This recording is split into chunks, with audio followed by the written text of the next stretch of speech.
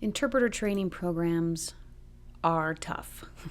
And I, of course, don't know every single program out there, but I've taught and mentored long enough to get the gist that most IPPs and ITPs are not the most warm, comforting environment for the most part. And even if it is a warm, comforting environment, it's still tough. So this message is for students. I've got 5 points. First one being trusting the stumbling.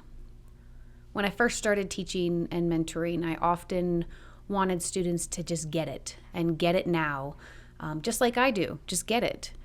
But I soon learned that the stumbling, the mistakes being made, is the most valuable piece. Signing the wrong thing, getting a low test grade, consoling in your classmates, crying after class. At least these were my experiences and what I'm observing. Those are the pieces where you grow most, where you learn the most, and you learn the most about yourself. If you're waiting around for someone to make it better or hold your hand or magically you'll just know it all, it's not going to happen. No one's going to do the practice for you. No one's going to call that mentor for you. No one's going to learn this for you. And it makes me think of this time I was training for a half marathon. And I asked my husband, who is a long distance runner himself, how do I even start training? His answer was start running. And I said, no, like, what's a program that I can lay out for weeks ahead? What's a nice training regimen? Go outside and start running, was his answer over and over again. Which makes me think for students, just do it. How are you supposed to get better at sign? Sign more. Be with the deaf community. Watch those videos every night after work. Meet with your classmates. Meet with a mentor. You have to actually do the work to get better at the work. I also need you to know that instructors, including myself or professionals, for the most part, other than CODAs and those who didn't go through programs or whatnot, but most everyone went through and has felt probably the same you have. And we still make mistakes pretty much every single day. Know that your instructors aren't perfect, though they ask you to be sometimes. And it doesn't mean that throughout these programs, you obviously will still have human emotions, which are extremely important to acknowledge and move through. But these programs are tough. You may have to be your own cheerleader. That's why I'm making this episode. I'm hoping that this is a piece to cheer you along the way. And you may have a few other supporters, but for the most part, our family, our friends, our partners do not quite understand what we're going through unless they've gone through what we're going through. The second point I have here is a quote, where you point the finger of blame, power follows. So where we think the blame is over there, all of my power and energy is then going to that thing that I think has power over me. And it makes me think that this interpreting work is 60% or so of sign language skills, but I think a good portion of it, 40%, is just adaptivity, the ability to be agile and to adapt to that wild unknown of literally every assignment that we step into, literally every test that you stand up and get ready to take. You can practice all you want, but the ability to adjust to things not going right. What can I control? What can I not control? But if we're pointing the blame in outside sources of, well, I can't, this hearing person is talking too fast, this deaf person didn't sign clearly. That may be true, but what do we do about it? That can't be the excuse of why, in the end, you didn't do great. You can do what you can with it, but it can't be the end-all, be-all answer. Taking accountability for ourselves and managing what we can control, and then knowing the long list of things that we just absolutely cannot control, and accepting that. Many folks say, well, I have a full-time job, but I want to become an interpreter, and that'll be hard. Yes, that will be hard, but it's very doable. And it may be a long journey to certification, but if this is something you want, you figure it out. Or folks will say, oh, there just aren't deaf people in my community. I can't get around the deaf community. Great. Okay. What are other solutions? What are other ways you can be exposed to the deaf community and sign?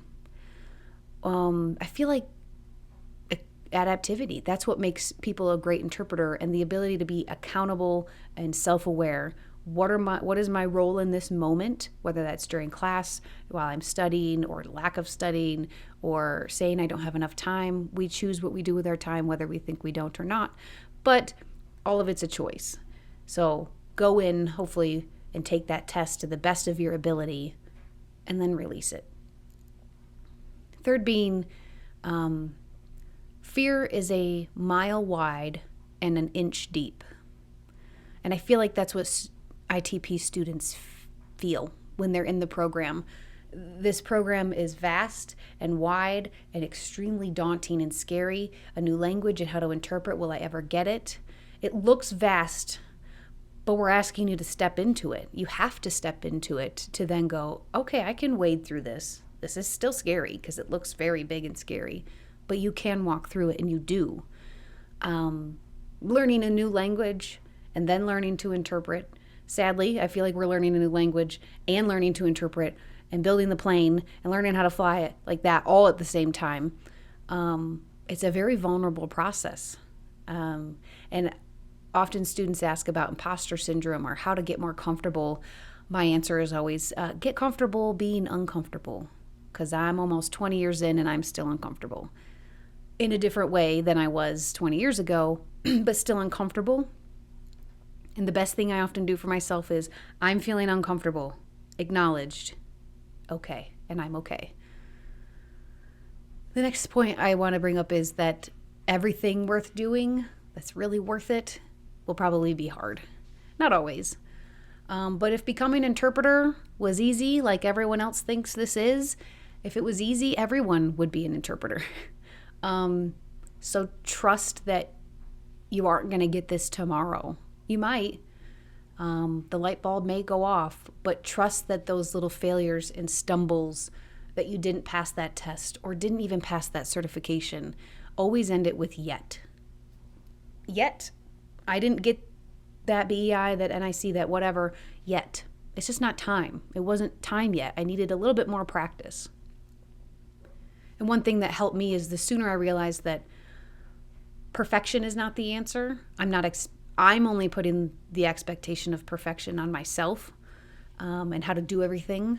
It became a lot easier. So I gave myself permission. And so I'd suggest giving yourself that permission to be a student, to not be great at this yet. You're not supposed to be. Give yourself grace, because sometimes it doesn't feel like it through the program, and we don't often get that from the teachers or our classmates. You may have to provide that for yourself. You're human, you're learning things. It's hard, and it's okay. And the last point is just, if this all resonates with you, listen to it on the hard days, on those days when you're in the hot seat in class in front of everyone and you embarrass yourself. Laugh. Maybe not in that moment, but laugh at yourself. This is hard, and it's funny how our brain works, and it's good to learn to laugh at ourselves, not at others, unless we're all laughing together. But this shit is hard, and it is a vulnerable space to be. And the deaf community is extremely diverse. And when I meet new cohorts of students, there's a diversity there as well. And I hope we all keep that. Your life experience, your perspective, the way you'll interpret something versus the way I'll interpret something. There's space for you. We need you. I want to work with you. So stick with it, because we need you. I'm excited to work with you soon.